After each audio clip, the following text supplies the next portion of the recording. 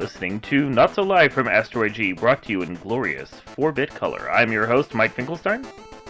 And I'm your buddy, Mike the Ghoul, going to talk some Game Boy today. We've done lists on the NES and the SNES, and it seemed only fitting that we continue the trend and do the Game Boy before we turn to Genesis games, and both you and I sit there going, man, I don't know any of these games. Might as well run the triumvirate here. The 3 original Nintendo systems that we all grew up with. Yeah, the ones that everyone knows, the ones that have all the games everyone played, the ones that people go back to time and again. There are other great Nintendo consoles, but like you talk about the ones that people are going to speed run or going to randomize and everything, and most of that crap is here on these systems. Yeah, so we have a list. A list of the top 10. It's technically a list of the top 50, but mostly we're just going to focus on the top 10, because if we did 50 items, we'd be here all day. You guys don't have time to listen to that. This list comes to us from Nintendo Life, which, I mean, obviously it's going to have a Nintendo bent to it. Sure. But, you know, it's fun to ridicule them for all the stuff that they decided to put on their list that probably most other people wouldn't be paying that much attention to. Yeah. Before we start the list, what are your thoughts on the original Game Boy? I love the original Game Boy. I still remember getting it for Christmas as a kid. I remember I was too young to understand what it really was when I saw the commercial for it. Like, I didn't realize it was like a screen. I thought it was like some sort of like Rolodex or something. The way it scrolled, I just thought it was cool. I was like 6 years old. I'm like, I want one. And then when I got it and saw that it was like an actual like little mini console, I was thrilled. I had all the things. I had the magnifying light for it. I had all. I had the carry pack, like, you know, sign me up, man. Nintendo had me as a kid. I had a lot of stuff for the Game Boy when I was growing up. I had a roommate that stole a shit ton of stuff, which was irritating. A few of my games and, like, a bunch of my accessories. I had 2 different Game Boy battery packs, and they're both gone now. Not that I'm playing Game Boy much anymore, but it would still be nice to have the accessories I grew up with. My Game Genie for the Game Boy is gone because it was stolen in that whole pack. So if he'd, like, picked up one of my travel bags, because I had all my Game Boy crap in, like, 3 travel bags, because... a kid of the 80s, you picked up a lot of Game Boy crap. And so I lost some of that. But the power of the Game Boy was the fact that, yes, it was black and white, quote-unquote, for color. But Nintendo and the various people they worked with found a way to cram all the best series into that Game Boy, that black and white NES, basically, and create NES-like experiences. Yeah, very true. I mean, you get some of the classics on here. You know, Mario, of course. Pokemon kind of got its birth on here before it went to the regular Nintendo. And we'll cover that. Donkey Kong, you know, on here. You got some of the classics, some of the greats. And, of course, you know, we'll get to the main one. But, you know, we'll just say Zelda's on here, too. Why not? Also, spoiler, if we ever try and do a top 10 of the Virtual Boy games, that will also be the entirety of the Virtual Boy library. Yeah, I love Virtual Boy Tennis. I remember getting one from KB Toys as a kid, and I'm glad I stopped playing it because my vision's bad enough as it is. Right. So yeah, anyway, we'll start with the list in the top 10 with number 10, which is a curious choice for me. Like, a very curious choice, especially when you go over everything else that is in the top 10, and it kind of makes you wonder what they're going for with this list. But number 10 is Mario Picross. I'm not going to lie. I never played this one. I didn't know it was a thing. Reading about it, I see that it's a puzzle game, and it's got a lot of puzzles. So there's a lot of content here, which has to give it, like, a leg up on some of the other Game Boy games that were, you know, a little bit more... you know, crude, I guess you'd say, in the length that you can play with them. But, I mean, it's a curious choice. I would have much rather seen something like Dr. Mario up here. But, I mean, I get it. It's unique. It's got well over 200 levels, I think, looking at it. So there's a lot of content. I understand why, but like you said, it's curious. It came out midway into the life cycle for the Game Boy, because the Game Boy had a surprisingly long life cycle. Right, and so there's a lot of games that could have been chosen from even at that point. There's a lot of voxel games and like those various Sokoban style games and other things. No mistake, there are people that love Mario Picross. It's a fun game for what it is. But it doesn't thrill me the way that Dr. Mario or Yoshi's Cookie, Wario's Woods. There's a lot of puzzle games. A lot of them feature some sort of like block dropping thing, and Picross is not a block dropper, but I don't see putting this high on the list. In the top 50, sure. In the top 10, no. Yeah, this feels like one of those gems that the article writer just really enjoyed as a kid, or someone really liked this one. And you know, you want to throw something random in here into your top 10, it's fine. You can do a lot less than arguing with a Mario game, but some of the other ones are just a little more quality, I think. Sure. We get into the real list with the next title, which is Final Fantasy Adventure, and this is a fun one. The start of the Mana series, one of the early quote-unquote Final Fantasy games. We didn't get a ton of the original Final Fantasies, but we got their weird quote-unquote spin-offs, the Legends and the Adventure.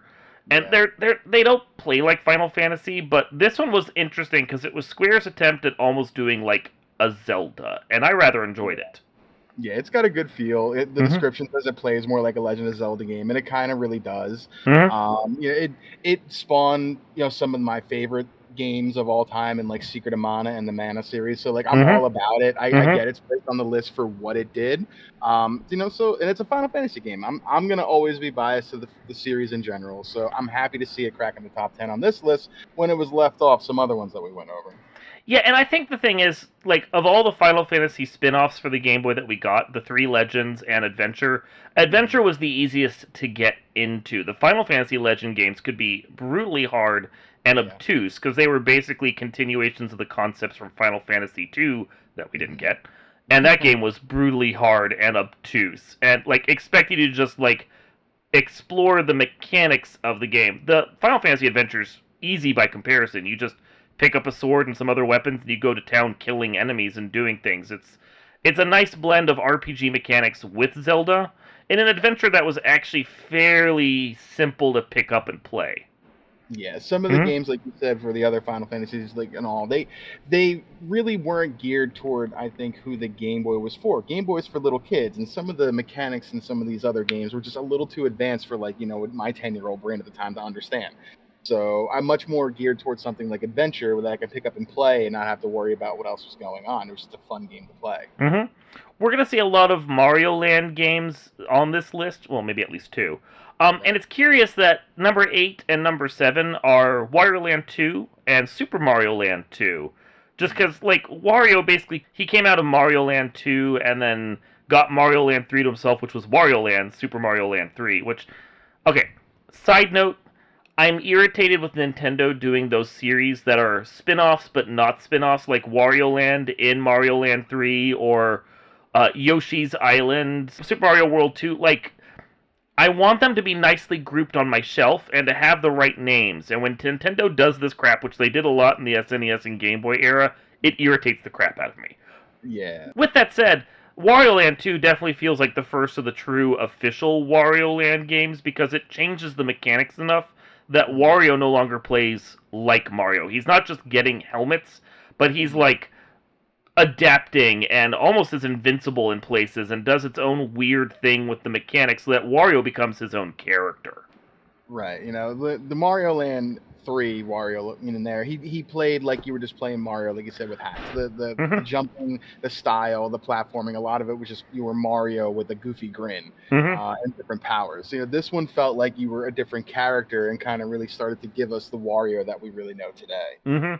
Yeah, it was interesting and like diverse in its mechanics and how it did things. The one thing I would really critique here is that they put Wario Land 2 on this list, but then, like, almost immediately after, it got a Game Boy Color release, which is the one that everyone knows.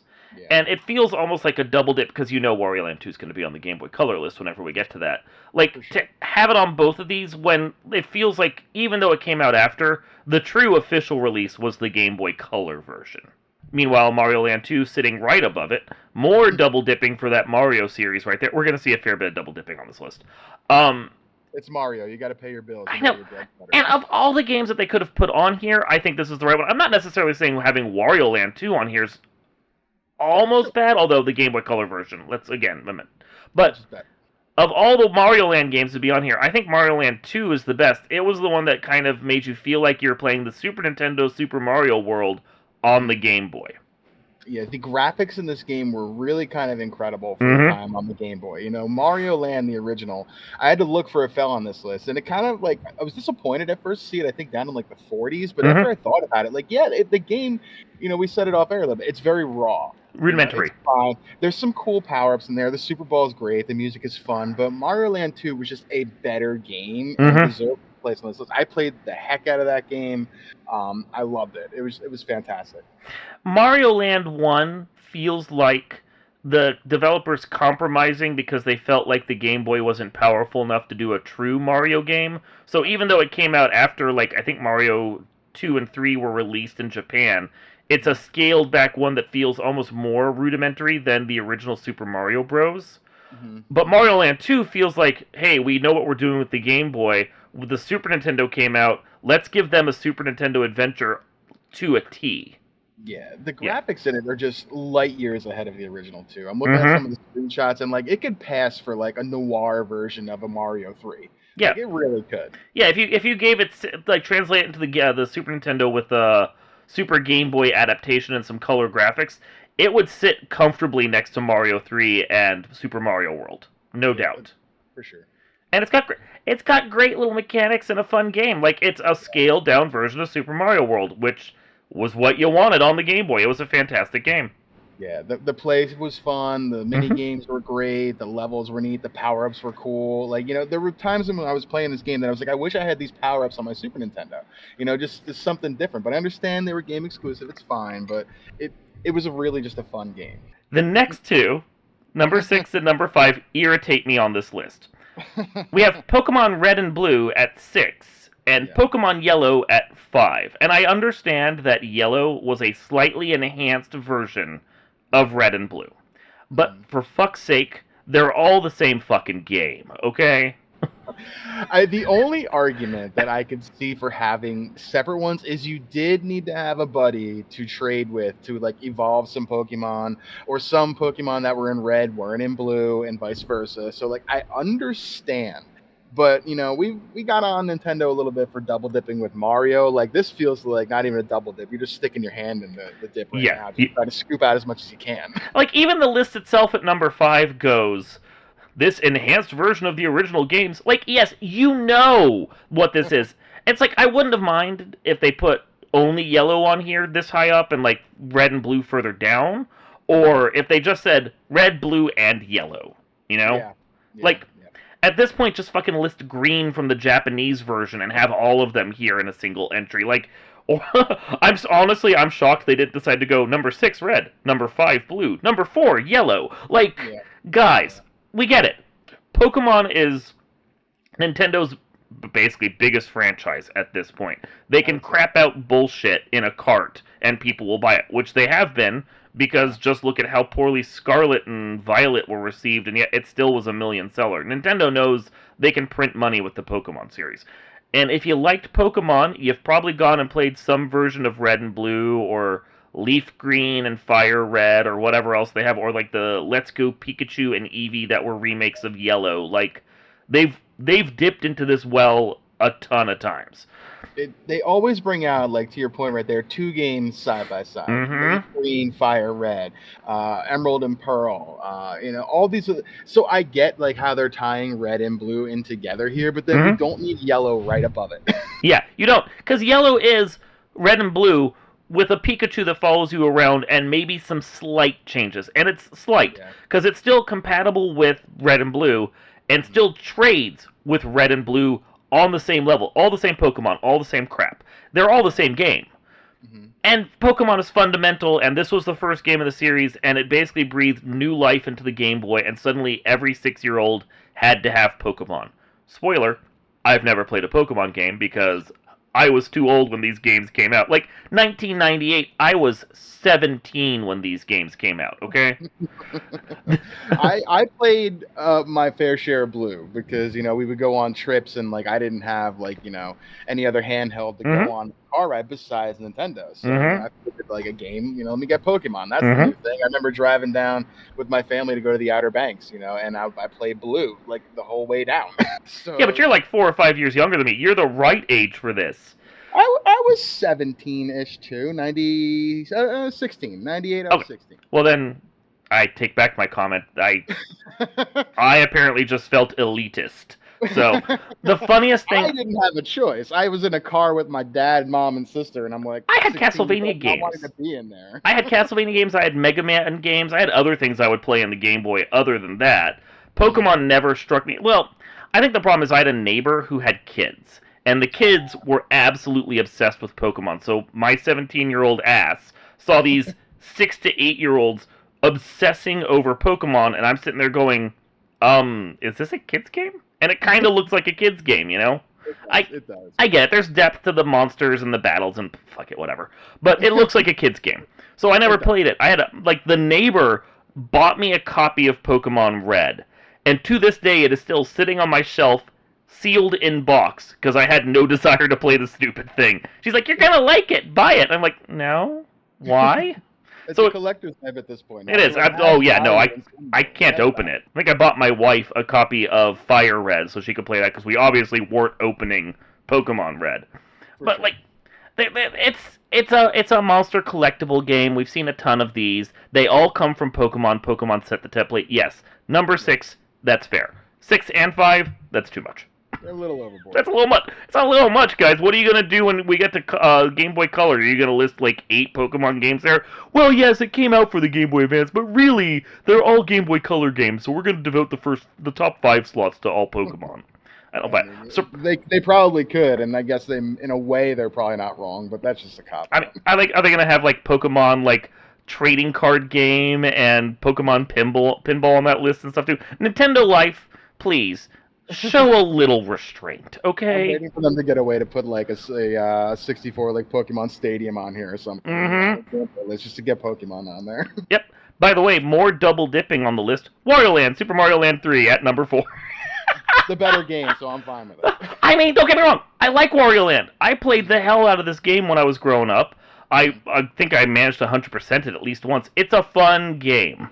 Yeah. Looking at the screenshots here, they just take me back. Like, I remember that castle with the skull. I remember the rabbit power up to float and everything. It was a fun game. It really started to give Wario his personality. Yeah, and I mean the hat items that he gets and the way the game works and the big chunky graphics. It's a very clear distinction from the Mario games that came before, while still feeling like this is the transitional game here. Even more so than Virtual Boy Wario Land, which I do own, and that no one's really ever played.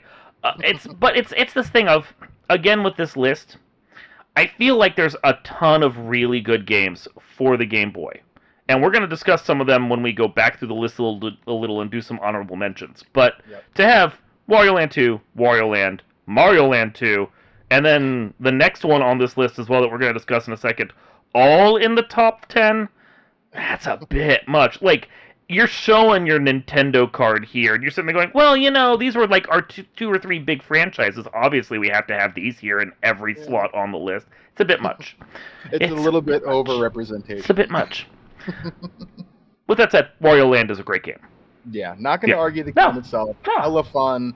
I'm looking at another screenshot here. The horn thing to break blocks was a cool concept and everything. It almost kind of like the hats that Wario wears in this almost kind of spawned, I guess, maybe the idea for like Mario Maker being able to like put shells on your heads and stuff like that. Mm-hmm. Stuff that still today was kind of birthed in Wario Land 30 years ago at this point. It's just cool to see. It's a cool game. I like the game. I don't think we need 4 of these on the top of the list, but it's a cool game on its own. Yeah. Speaking of Mario games where he platforms and does jumping and stuff, Donkey Kong, the 1994 one, which is, don't get me wrong, the superior version of Donkey Kong and has led to the Mario vs. Donkey Kong sub-franchise, which in and of itself is very popular, and I understand. Yeah. And again, I wouldn't have a problem with this if it was just this and one of the Wario or Mario games in the top 10, because the Donkey Kong 94 is the superior version of Donkey Kong. I love this version of Donkey Kong, especially when you play on the Super Game Boy with all the bonus colors and everything. It's fantastic. Yeah. How many of these do we need on this list? I mean, this feels like, we got to get DK on there, so we'll pick one of the best DK games we can. We won't kind of cop out and put like Donkey Kong Country on here because we got to give DK his own standalone. But who's coming along for the ride shotgun? It's yeah, Mario. Yeah, and that's the thing. Like, Do I think this game is better than Donkey Kong Land? That is a serious question. I understand that Donkey Kong Land is kind of a redheaded stepchild of the Donkey Kong Country series. There were 3 of them released for the Game Boy, the first one being its own true standalone and not just a slight remix of the SNES version that came out. Because Donkey Kong Land 2 and 3 are just basically the SNES games shrunk down. Yeah. But the first one had its own personality. I thought Donkey Kong Land was one of the best Game Boy games of all time. That banana yellow cartridge sat in my Game Boy for a long time as I played through it over and over again. Mm-hmm. To have that, we've got a lot of Mario platformers on here. If you put Donkey Kong Land on this in the top 10 and not had Donkey Kong 94 in here, I don't think I would have complained. Yeah, I'll agree with that.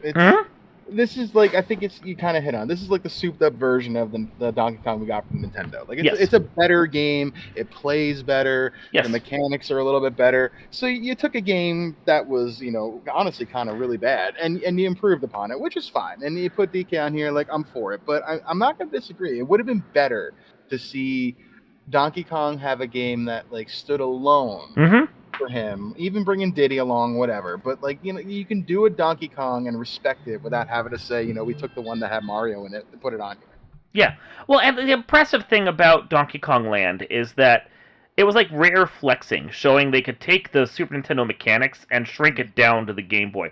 The graphics aren't necessarily as good, although they tried their darndest to do those little 3D graphics on the Game Boy's pixels. It's arguable if it worked, but like it is a good Donkey Kong Country game in its own right, especially if you give it the forgiveness of being on the Game Boy.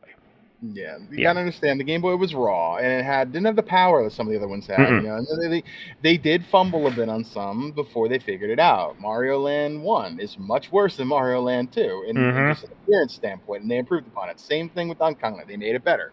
We gotta crawl before we can walk. Yep. I don't necessarily disagree with the top 2, though. We're going to be able to discuss some other honorable mentions again that maybe, yes, no, could have been on this list instead. But for sheer sales numbers and the fact that this became the thing that sold the Game Boy in 1990 while Nintendo was trying to figure out, is this a thing that we want to really support, or is this just this thing that we have on the side for, like, the little kids? Tetris became a phenomenon. Yeah, it is this day. Even it is having a insane resurgence, everywhere. Like there are people that can play this game to degrees that weren't even thought possible before. And we got it in our hand here with the Game Boy and Nintendo doing it, bringing the Tetris to us. And I can still remember the music to this day. Yep. It's a fantastic game. It's just this. If you're putting a puzzle game on here, there's really no comparison for what this has done for just video game media in general. It deserves a place on this list. Number 2 is perfectly fine. Yeah, we bitched about the fact that the NES got its Nintendo Tetris on the Nintendo Life list as opposed to the Tengen Tetris, and I understand why. The Tengen Tetris was technically unofficial, but it was also the better game. Yep. But there wasn't a Tengen Tetris on Game Boy. They hadn't jailbroken the Game Boy so that they could make their own carts for it. So the only Tetris you get on Nintendo, on the Game Boy, was the Game Boy official Tetris, and it's playable. Everyone loves it. I met my sisters and their husbands and everyone. They played Tetris for years on the Game Boy because it was just the edition you had. Yeah. Nintendo did right by this game. Yeah, it's just a great game. You can play it for hours if you're good, or you can play it for a little bit, suck, and then try again. There's so many ways to just get your fill of this game and get your money's worth. And it's just a great game. It's a fantastic puzzler. It's simple, in its concept. Drop down, put the puzzle pieces in its place. Everybody knows Tetris. You can't have a list with a Tetris game in the vein of the console and not put it on here. It would just be sacrilege. Finally, we have Legend of Zelda Link's Awakening. And I don't debate having this game on here. Much like with Mario Land 2, this one took the Super Nintendo game, A Link to the Past, and basically made a sequel that felt like a proper Zelda game. It translates the graphics down to the Game Boy's 4-bit color, but does it properly. Has all the mechanics you want. In fact, it includes new mechanics that have stuck with the series, at least in the portable entries, for years afterwards. It is a solid Zelda game in its own right, and not just a dumbed-down Game Boy version. it's so funny that like when we look at lists that we do and we see so many like Zelda games on those lists, you got to wonder, why do we go so many years between getting them? But then you think maybe it's because they just are that good, and there's no argument that this game is fantastic. You could have, when I saw Tetris was number 2 and I hadn't gotten to number 1, I'm like, what is going to be? Oh, well, I cannot argue this. You can't argue this one. Well, and it's like when you look at these Zelda games, everyone holds up Link to the Past because that's the one that defined top-down proper Zelda for a generation. But then Ocarina came out and it basically set all the mechanics for what a 3D Zelda could be like. How you expect the weapons and armor and everything to work, and what the mechanics of 3D Zelda are going to be. For 2D Zelda, Link's Awakening defied that for all the games that came out afterwards. Oracles, and like even to a certain extent the Minish Cap games and everything, they draw from Link's Awakening and how they play and how their mechanics work and what you're expected to do with the items. It's impressive. Yeah, and the formula, like you said, is stuck to this day. The remake on the Switch was just the same game with better graphics, same mechanics, same everything. It was fantastically fun to play. I'm excited for also the next Zelda that's coming out to see what Zelda can do as the main character. So just keep giving me Zelda, Nintendo. I love it. Breath of the Wild, fantastic. Tears of the Kingdom, fantastic. And you're giving me something that's going to hit more home now, like my childhood, with the way that like this game's presented coming up. And to have Link's Awakening on this list at number 1, I'm for it. And we discuss like that new game that's coming out, the Zelda starring one in the series. The first one that's officially starring her that wasn't like on the PCI or something. And it's done in the same style as the Link's Awakening remake, and it makes me think, we're probably going to end up with some mechanics that are shared there as well. So those mechanics still living on. Yeah, and I hope that it plays very much similar. It looks like it's going to be. There's obviously been different powers and all that kind of stuff, and we'll break that down when the game comes out eventually. But it's more Zelda, more better. Don't give me years in between. We had to wait 5 years between Tears of the Kingdom and Breath of the Wild. At least we got, well, I guess it was also 5 years between Link's Awakening and this. Dang. Oh, I take it back. Nintendo, get your shit together. Now, if we're talking about honorable mentions, I think 11 through 20 is a far more diverse and interesting list, with enough games on here that probably should have been almost entirely in the top 10. Like, at number 11, Kirby's Dream Land 2, the game that basically defined what to expect from a Kirby game, because all the swapping of powers and everything that Kirby can do started here. Castlevania 2, Belmont's Revenge, one of the best Castlevania games of all time, at number 12. DuckTales, Mole Mania, Mega Man 5 at 15, which is often considered the best Game Boy Mega Man game, and the only one to have its own cast of characters. Yeah, Mega Man 5 was a fantastic game. I'm happy to see it on here, but would have loved to have seen it higher. Harvest Moon, and then Donkey Kong Land 2, which actually ranks higher than Donkey Kong Land 1, which I also think is a travesty. Come on, guys. Final Fantasy Legend 2 at 18, which is the best of the Final Fantasy Legend games.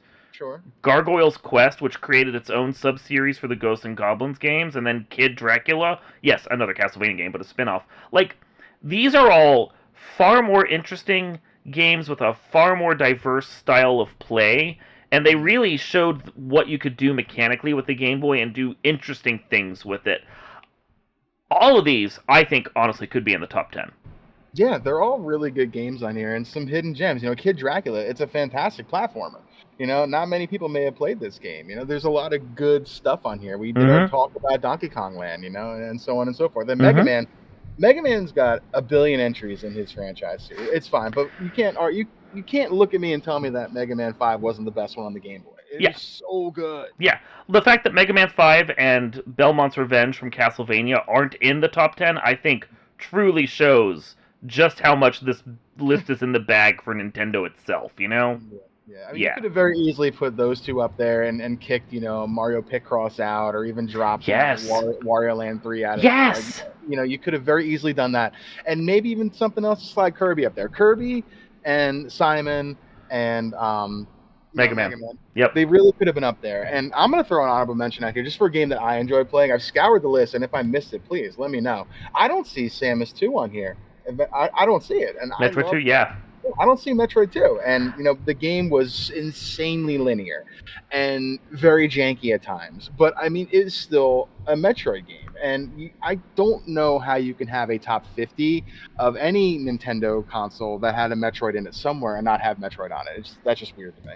Yeah, there's a lot of games, like, in the low ranks that I'm like, you even have these on here? Like, Quarth and Double Dragon for the Game Boy, Motocross Maniacs. Like, really? We're putting these on this list, but not Metroid 2? Which, you're right, is not in the top 50. Yeah. I get that it's maybe the weakest of the Metroid games, but it's also the only one on the Game Boy, Yeah, that's my point. Like, you got Karth on here, which I mean, seeing that game still, gives me PTSD about how terrible it was. And you don't put Metroid on here. It's just a curious choice, for just a very good franchise in general. And then, we'll hit on another one, Dr. Mario at 32. Dr. Mario is amazing. So I don't know why you got that so far down, Nintendo. I don't know what you're doing. Yeah. No. I don't know what Nintendo Life is doing, what they were thinking with this. It's weird. Yeah, there's some good quality choices on here, but I mean, you also see, where they know where their money's made, and they're going to get those names where they belong, air quote, whatever. Honor for Metroid 2, knock yellow in with red and blue, and give Metroid 2 a slot at number 50, at the very minimum. Exactly, yeah. Exactly. Is it a good game? Maybe. But it has its fans. I liked it because that was my first Metroid. I didn't have the ability to play the original Metroid before I played Samus Returns. So that was the first Metroid I played. And maybe I got them rose-colored goggles about how much I enjoyed playing that as a kid.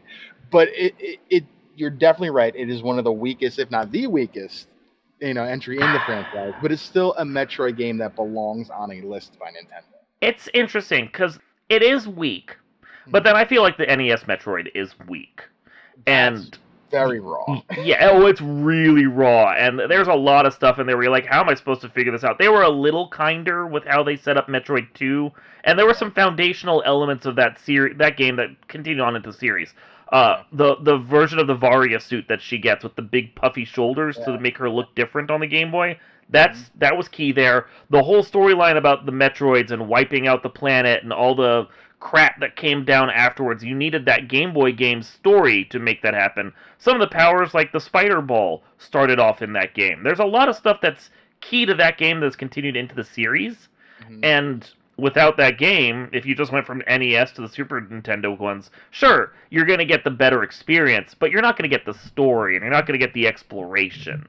So Metroid really starts at Super Metroid. That's the Metroid that is the strength and the beginning of the franchise. And you've had things that came before it, sure, but they were all setting up Super Metroid. Yep. But to your point, you don't get the lore of Metroid in general as a franchise without Samus Returns. Yep. So to leave it off of any list just seems like a really weird choice. Yep. No, I agree. Any other thoughts on the Game Boy, this list, the Game Boy in general? Anything else you want to say? I adored my Game Boy as a kid. I think it was one of my favorite, if not my favorite console before I got a PlayStation, just because I played it so much. So many road trips I would play this. I had, like you said, the expanded battery pack and everything. This game, this cartridge and this console itself, I played the hell out of it. So it has a very special place in my heart for consoles that I played. I would put this way up there on my list in general. Some of the choices were a little strange, but I can't disagree with a lot of them. They're all good. Like, everything in the top 20, I would say, should be in someone's collection if they're buying Game Boy games. So, I mean, that does make for a fair top 20. I think they should probably all be mixed around and shuffled a bit more, because there's better games that should be in the top 10 than the ones we had. And maybe just nuke Mario Picross entirely. Yeah, I mean, I don't know how that's up on the top 10. That's really, and Dr. that's the one. Like, come on. That one and Pokemon Yellow really stand out as sore thumbs to me. Like, what the hell are you thinking, Nintendo Life? Really? It's a choice. It's a bad choice. This has been Not So Live from Asteroid G, taking a trip to SR388 to drop off both Mario Picross and Pokemon Yellow. I'm your host, Mike Finkelstein. And I'm your buddy Mike the Ghoul, going to go to the store and get some double A's to go bust it out, and let's go. Ooh. At least they'll last a while on the Game Boy, unlike the Game Gear. Yeah. We will see you all next time.